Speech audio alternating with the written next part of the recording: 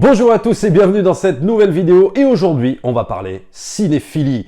T'es pas cinéphile si t'as pas vu je ne sais quoi, t'es pas cinéphile, etc. Oh là là, sujet très épineux, tout le monde se braque quand on parle de cinéphilie, tout le monde se déchire, personne n'est d'accord, et donc moi je fais cette vidéo non pas pour mettre tout le monde d'accord, mais juste pour apporter mon humble avis sur cette question, et je précise évidemment que cet avis est totalement subjectif, qu'il ne représente pas une vérité absolue. Vous avez tout à fait le droit d'être d'accord avec moi, de ne pas être d'accord, libre à vous. Alors, tout est parti d'un tweet il y a quelques semaines, il y a peut-être 1 ou 2 mois, où une personne qui se revendiquait cinéphile sur son compte disait qu'il n'avait pas vu Le Parrain et qu'il comptait aller le voir. Et donc à ça, une autre personne lui répond en lui disant, de manière extrêmement condescendante, il faut bien le dire, que si elle n'avait pas vu Le Parrain, si cette personne n'avait pas vu Le Parrain, elle ne peut pas se revendiquer cinéphile. Et donc cette réponse-là a suscité une tonne de tweets allant à l'encontre de la personne qui avait agressé l'autre personne en lui disant « Tu n'as pas le droit de juger cette personne qui n'a pas vu Le Parrain » et après tout, chacun a le droit de se revendiquer cinéphile selon, je sais pas moi, sa propre expérience, de ce qu'il a vu dans le passé, de ce qu'il compte voir, etc. Et en gros, tu n'as pas à juger. Et donc tout Twitter s'est enflammé de partout, avec ceux qui étaient pour l'agresseur, ceux qui ont pris parti finalement pour celui qui n'avait pas vu Le Parrain, mais globalement celui qui n'avait pas vu Le Parrain s'en est plutôt bien sorti parce que tout le monde, quasiment 90% de Twitter a pris sa défense.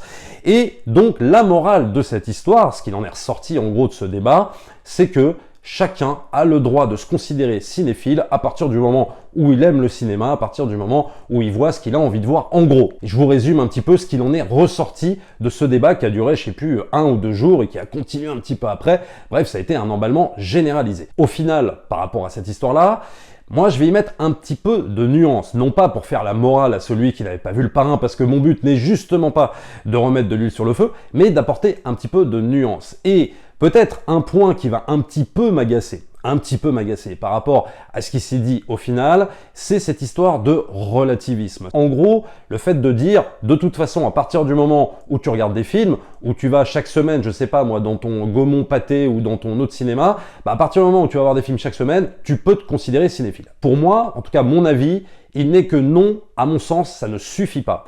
Parce que tu vas voir des films, parce que tu regardes des films qui sont diffusés sur TF1 ou sur Netflix ou même en DVD, peu importe. À partir du moment où tu vas voir des films, tu peux te considérer comme cinéphile et donc à ce moment-là, j'ai envie de te dire que tout le monde est cinéphile, quoi. Alors il ne s'agirait pas de dire que la cinéphilie, c'est un cercle très restreint où il faudrait une carte de membre, tu vois, pour adhérer à ce cercle-là. Non, je ne suis pas pour ça, mais on peut y apporter un petit peu de nuance. En tout cas, moi, j'ai envie de vous expliquer ma conception à moi de la cinéphilie. Pour moi, déjà, elle se définit par un premier point, c'est la curiosité. C'est-à-dire que le but, quand tu te revendiques cinéphile, c'est-à-dire que quand tu penses que tu peux être cinéphile, c'est d'essayer, je dis bien d'essayer dans la mesure du possible, de sortir de ta zone de confort. C'est-à-dire que par exemple, si tu n'es habitué qu'aux films des années 2000-2010 hollywoodiens, le but, c'est d'aller vers des choses que tu ne connais pas forcément. Alors ça ne veut pas dire qu'il faut que tu ailles vers du cinéma danois, bien que si tu vas vers du cinéma danois, ce sera très bien aussi. Si tu t'intéresses, je sais pas moi, à Lars von Trier, ce sera très bien. Mais disons que si on reste dans le domaine du film américain, le film américain, il est riche, il est vaste, il ne couvre pas juste les années 2000-2010. Et par exemple, si je prends mon exemple de YouTuber, quand par exemple je parle de Do the Right Thing de Spike Lee, récemment, si par exemple demain je te parle de Mo Better Blues, si par exemple demain je te parle de Crooklyn, tu vois, alors là je te prends Spike Lee, qui n'est pas non plus un réalisateur totalement méconnu, faut pas exagérer, mais je me suis rendu compte en publiant la vidéo de Do the Right Thing qu'il y avait beaucoup de gens qui ne connaissaient pas ce film, qui ne l'avaient pas vu. Certains ont fait la démarche d'aller voir en fait ce que c'était que ce Do the Right Thing. Si je parle demain de Mo Better Blues, la vidéo fera un bide parce que c'est pas un sujet mainstream, c'est pas Batman, c'est pas X-Men, c'est pas tout ce que tu veux, mais il y a peut-être des gens dans le lot qui feront l'effort, et je dis bien peut-être l'effort pour eux c'est peut-être un effort surhumain, mais d'aller voir ce que c'est. Et ça pour moi c'est important, et ça c'est un premier pas, à mon sens, vers la cinéphilie. Et il y a plein d'exemples comme ça où tu peux sortir de ta zone de confort, où tu peux aller t'intéresser un peu plus au cinéma français. Par exemple, si je prends l'exemple toujours de ma chaîne YouTube, quand j'ai fait la vidéo sur Claude Berry. Alors évidemment, c'est une des vidéos qui a le plus bidé sur la chaîne, parce que peut-être que pour la génération qui regarde YouTube, ils ne savent pas qui c'est Claude Berry, ça ne les intéresse pas, cinéma français, etc., etc. C'est dommage parce que c'est une vidéo assez informative sur ce qu'est le cinéma de Claude Berry. Et c'est important aussi quand tu veux cultiver ta cinéphilie, bah, d'aller voir aussi ce genre de vidéos. Alors je parle pas que moi en tant que youtubeur, il y a plein d'autres youtubeurs qui parlent d'autres films aussi, qui ne sont pas des films hollywoodiens, mais si je prends mon exemple de Claude Berry, bah, c'est important par exemple d'aller voir cette vidéo. Ça veut pas dire que derrière tu dois te taper toute la filmographie de Claude Berry, c'est pas ce que je te dis, c'est juste d'aller voir, de se dire qui est ce Claude Berry. J'en ai jamais entendu parler par exemple. Qu'est-ce qu'il a fait? Ah, il a fait Jean de Fleurette, Manon des Sources, Le Maître d'école, etc., etc. Je vais m'intéresser peut-être à ce cinéaste. Mais de savoir qui il est, pour moi, c'est un premier pas vers la cinéphilie, parce que c'est sortir de sa zone de confort, des films qui nous réconfortent quand on va pas bien. C'est peut-être aussi une solution de facilité, se dire on est un peu fatigué, tiens, on va se regarder le truc qu'on connaît à l'avance, comme ça on se fatigue pas trop. Mais quand on est cinéphile, à mon sens, c'est aussi presque un travail de curiosité. Donc ça, c'est un premier point, à mon sens, très important et qui constitue un pas non négligeable vers la cinéphilie. Le deuxième point, et je pense qu'il y a une énorme confusion qui se fait d'ailleurs chez beaucoup de cinéphiles assez confirmés, parce que j'en connais beaucoup, j'en ai connu aussi, des cinéphiles qui vont t'expliquer que si tu n'aimes pas, par exemple, les piliers du 7e art, genre Le Parrain, genre 2001, je sais pas moi, genre French Connection, des tas de films, je sais pas, même Psychose d'Alfred Hitchcock, si par exemple tu n'aimes pas ces films-là, c'est que tu n'es pas cinéphile. Alors moi, je m'opposerai toujours à cette idée. Parce que ce n'est pas parce que toi tu aimes Le Parrain ou que tu détestes Il était une fois en Amérique que ça va changer les choses par rapport à la cinéphilie. Ce qui est important, c'est pas tant si tu les as aimés ou pas aimés, c'est déjà de savoir pourquoi tu les as aimés ou surtout pas aimés, bien sûr. Par exemple, moi j'adore Le Parrain, mais j'aime pas 2001. J'adore Le Parrain, j'adore Il était une fois en Amérique, mais j'aime pas Pulp Fiction. Mais le but n'est pas de savoir si je les aime ou si je les aime pas. Le but, c'est de les voir, de les regarder et de savoir pourquoi tu ne les aimes pas. Moi, le cinéphile qui va m'expliquer « j'ai vu tous les chefs-d'œuvre du 7e art et je les aime tous », honnêtement, ça va beaucoup moins m'intéresser parce que concrètement, tu ne peux pas aimer tous les films considérés comme des chefs-d'œuvre, tu ne peux pas tous les aimer, ça je n'y crois pas du tout. Il y a forcément des films selon tes goûts, selon ton expérience, qui vont des fois t'ennuyer, et ça relève totalement de la subjectivité, donc c'est pas très intéressant. C'est-à-dire que je reprends mon exemple du Parrain. Moi, Le Parrain, c'est des films que je vais toujours défendre et que je vais considérer, oui, comme des chefs-d'œuvre, mais en face, je vais avoir un autre cinéphile, par exemple, je sais pas, qui aime 2001, mais qui n'aime pas Le Parrain. Donc tout ça, après, ce sont des débats totalement stériles, et très honnêtement, entre nous, ce qui va rester, c'est pas le fait que moi j'aime un film ou que toi t'aimes un film. Ça va pas rester. Tout ça, ce sont des avis totalement subjectifs. C'est intéressant dans des débats, mais après, ça ne va pas rester. Ce qui va rester, ce sont les artistes qui ont forgé le 7e art, qui ont forgé le cinéma. Les productions, les producteurs, les cinéastes français, les cinéastes danois, les cinéastes sud-coréens. C'est ça qui va rester surtout dans la cinéphilie, dans le cinéma. Le troisième point, à mon avis, très important, et ce qui constitue, à mon sens, peut-être 80% de la cinéphilie, c'est les dessous du cinéma, c'est l'exploration du film que tu viens de voir. Par exemple, je reprends encore une fois l'exemple du Parrain, si tu viens de voir Le Parrain, que tu l'aimes ou que tu ne l'aimes pas, peu importe, mais que tu t'arrêtes 2 secondes et que tu te dis voilà, je vais explorer les dessous du Parrain. Qu'est-ce qu'est Le Parrain? Dans quel contexte ça s'est fait? Qui est Francis Ford Coppola? Mettons que tu ne connaisses pas la filmographie de Francis Ford Coppola, ça peut arriver. Le fait est que tu vas t'intéresser au Parrain, tu vas t'intéresser au rouage, tu vas t'intéresser à pourquoi il a fait ce film-là, en quoi est-ce un film de commande plus qu'un autre film de Coppola, etc., etc. Pour moi, ça constitue 80% de la cinéphilie parce que tu vas t'intéresser en fait à comment fonctionne l'industrie cinématographique, qu'elle soit américaine, qu'elle soit française, qu'elle soit même d'autres pays, peu importe, tu vas t'intéresser au rouage du cinéma. Et pour moi, quelque part, la cinéphilie, elle se situe ici. J'en parlais hier dans une vidéo par rapport aux bonus de DVD et de Blu-ray, qui pour certains, à mon sens, sont capitaux, sont riches par rapport à ce que tu vas apprendre sur le cinéma, mais il y a aussi un autre média qui va interférer finalement dans le média audiovisuel, c'est les livres, voilà. Et à mon sens, tu apprends énormément de choses, par exemple sur les livres, sur des réalisateurs, par exemple sur Clint Eastwood, sur François Truffaut, sur tel ou tel réalisateur. Tu apprends énormément dans les livres, alors par exemple quand tu lis des biographies, non pas pour connaître la vie sexuelle de je ne sais qui, ou ça c'est pas très intéressant, mais d'apprendre sur ses choix artistiques. Dans quelles conditions, par exemple, Clint Eastwood a fait ce film dans les années 70, pourquoi il a refusé tel projet, pourquoi il ne l'a pas fait. Et ça te permet, outre le fait par exemple de te faire des rétrospectives de réalisateurs, moi c'est quelque chose que j'adore par exemple, c'est-à-dire des gens qui vont dire des fois, tiens durant les 2 dernières semaines, je me suis fait des rétrospectives de tel ou tel réalisateur. Ça, je trouve ça passionnant parce que c'est une façon effectivement de bien connaître l'univers d'un réal et ça forge effectivement ta cinéphilie. Le but n'est pas d'aimer par exemple tous les films d'Hitchcock que tu vas te faire lors de ta rétrospective, parce que c'est vraiment pas le but de tout aimer et d'arriver dans les soirées mondaines de cinéphiles et de dire ouais tu sais quoi, moi j'aime tout le cinéma d'Hitchcock, machin. Ça veut rien dire du tout.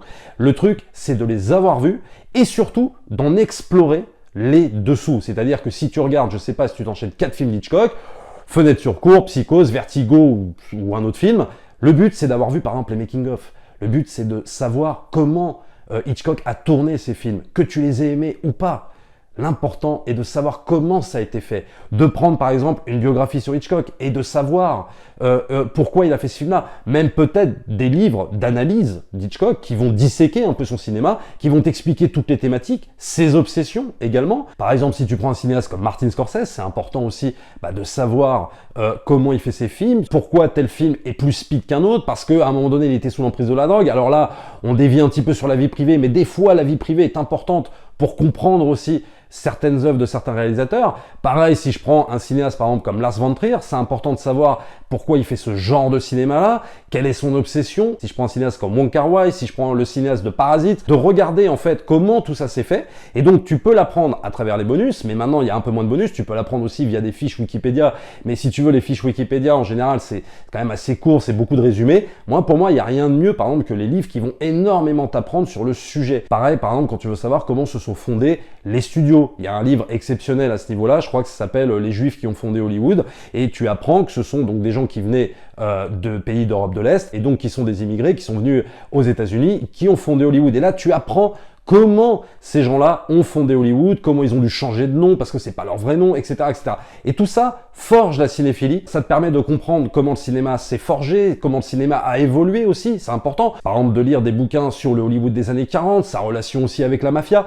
Il y a des tas de livres comme ça qui te permettent vraiment d'approfondir ta cinéphilie. Pour moi, la cinéphilie, c'est ça. C'est pas de dire j'ai adoré Le Parrain ou j'ai adoré tous les piliers du 7e art. Pour moi, c'est pas ça pour moi la cinéphilie. C'est vraiment d'approfondir une connaissance par rapport même au cinéma de différents pays et non pas que par rapport à un style de film. Là, je t'ai beaucoup parlé de films américains parce que moi, c'est quelque chose que je connais beaucoup, mais toujours pareil. Des fois, il m'arrive aussi de sortir de ma zone de confort et d'aller vers autre chose, bien sûr, vers du cinéma français, vers du cinéma danois, vers du cinéma asiatique, qui raconte les choses totalement différemment, de manière peut-être moins manichéenne, etc., etc. Il m'arrive aussi de sortir de la zone de confort en restant dans le cinéma américain, mais en explorant, par exemple, des périodes des années 30, 40. Ça aussi, c'est intéressant. Ça forge la cinéphilie. Terme à ne pas confondre avec la cinéphagie, qui est encore autre chose. Par exemple, la cinéphagie, c'est quelqu'un qui va bouffer du film, qui va manger énormément de films, qui va consommer du film, quel que soit le réal, quelle que soit la période, quelle que soit, je sais pas moi, quelle que soit la nationalité du film, il s'en fout. Lui, il n'a pas de réelle structure, le cinéphage. Le cinéphage, le but, c'est qu'il avale un maximum de films. Alors, je ne dis pas qu'il réfléchit pas sur le film, mais disons que le but, c'est de passer d'un film à un autre et sans véritable structure. Le cinéphile, si tu veux, lui, il va plus prendre son temps quand il regarde l'œuvre d'un réalisateur, il va beaucoup plus peut-être apprécier les dessous du film qu'il vient de voir, de comprendre l'histoire du film en question, parce que c'est ça qui est important, et de s'arrêter 2 secondes et de ne pas, par exemple, passer du Parrain aux Affranchis tout de suite, des Affranchis à passer, je sais pas moi, au Tonton Flingueur. Tout ça est en fait une question de prendre du temps pour explorer ce qu'on a vu.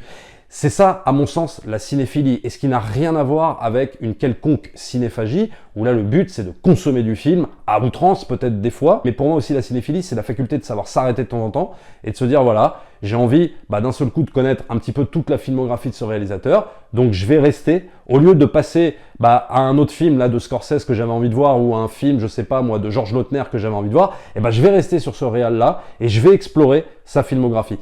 Pour moi, la cinéphilie, c'est 80% du job de la cinéphilie. Pour moi, c'est ça. C'est-à-dire que c'est le fait d'explorer, en gros, les dessous du cinéma et ne pas consommer du film ou alors ne pas tomber dans tous ces travers. En gros, j'aime tous les films qui sont considérés comme des chefs-d'œuvre de façon un peu bête, en fait. Ça n'apporte rien, tout ça. Le fait de ne pas consommer du film histoire de le consommer, mais le fait de voir des films, de les comprendre, et pour ça, il y a les making-of, il y a également les livres, il y a énormément d'ouvrages qui te permettent de comprendre les dessous des films qu'on vient de voir. En gros, ce qu'on appelle un peu vulgairement les making-of, mais pas des making-of promotionnels qui te font la pub du film en disant « Waouh, c'était super de tourner avec ce réalisateur ou cet acteur ». Non, c'est d'avoir une véritable critique objective, en fait, sur comment s'est fait ce film que tu viens de regarder, que tu as apprécié ou pas apprécié, peu importe. Moi, par exemple, il m'est arrivé, par exemple, sur des films que j'ai pas appréciés, et même des piliers du 7e art, de me renseigner quand même sur les films que j'avais vus, de savoir, tiens, sur 2001, que j'aime pas beaucoup, ou même Shining, que j'aime pas beaucoup, et Shining, de savoir comment s'est déroulé. J'ai vu les making-of sur Shining, j'ai lu des bouquins sur Shining, etc., etc., parce que c'est toujours intéressant. Et pour moi, la cinéphilie, plus de dire que si t'as pas vu Le Parrain, t'es pas cinéphile, ou alors si tu n'as pas aimé Barry Lyndon, t'es qu'une merde. Non, ça n'a aucun intérêt. Et puis aussi, le point très important, c'est de comparer, si tu veux, son amour de réalisateur par rapport à son degré de cinéphilie. C'est-à-dire que quelqu'un qui aime plus Hitchcock que Tarantino n'est pas plus cinéphile celui qui aime Hitchcock que celui qui aime Tarantino. Moi, vous le savez, j'aime pas beaucoup Tarantino, mais il n'empêche que ça ne m'a jamais empêché de me renseigner sur quasiment l'intégralité de ses films, comment ces films se sont faits. J'ai lu même des bios sur Quentin Tarantino. Donc, pour vous dire que le degré de cinéphilie, il ne se mesure pas en fait à l'amour qu'on a ou pas pour un réalisateur. Alors bon, là j'ai pris Tarantino qui est quand même archi respecté, mais je pourrais prendre même un réalisateur qui n'est pas respecté, je sais pas, comme Michael Bay. Alors, c'est plus compliqué parce qu'il y en a beaucoup qui vont te dire, ouais, non mais Michael Bay, c'est pas du cinéma, etc. Peu importe comment l'élite cinéphilique, ce que j'appellerais l'élite cinéphilique, définit celui qui est un grand réalisateur et celui qui n'en est pas un. C'est pas très important en fait tout ça. Toi, l'important c'est ce que tu vas retenir par exemple du cinéma de Michael Bay, c'est-à-dire que si tu considères pour toi que c'est un grand réal, au moins vois toute sa filmographie et puis essaye de nous ressortir les points positifs, peut-être aussi les points négatifs du cinéma de Michael Bay, parce qu'il y a des choses bien dans son cinéma, mais pas que. Et le truc c'est que d'essayer de nous dire en gros pourquoi tu aimes le cinéma de Michael Bay. Mais est-ce que ça fera de toi un moins bon cinéphile que celui qui considère que Hitchcock c'est le maître absolu? J'en sais rien. Là-dessus, moi j'ai pas envie de juger, ça m'intéresse pas. Tout ça est une question de goût, d'affinité. Et je pense que par contre, ce qui est intéressant, c'est de s'intéresser au-dessous du cinéma surtout que tu aimes, que tu apprécies, de sortir de sa zone de confort, c'est important, et surtout de lire le plus de choses possible sur les réalisateurs que tu aimes et de t'arrêter de temps en temps pour prendre ton temps et analyser ce que tu viens de voir un minimum. Abonnez-vous à la chaîne, likez, partagez bien sûr, n'oubliez pas de vous rendre aussi sur le lien Utip pour soutenir la chaîne, c'est toujours très important. Et nous, on se retrouve très très vite pour une prochaine vidéo. Ciao!